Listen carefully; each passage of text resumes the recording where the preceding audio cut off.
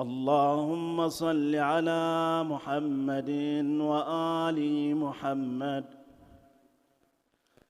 اللهم إني أسألك خير هذا الشهر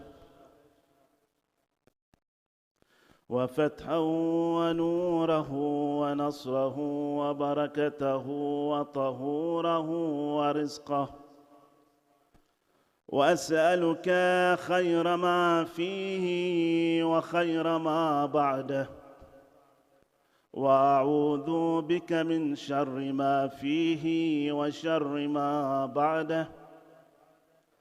اللهم أدخله علينا بالأمن والإيمان والسلامة والإسلام والبركة والتوفيق لما تحب وترضاه برحمتك يا أرحم الراحمين.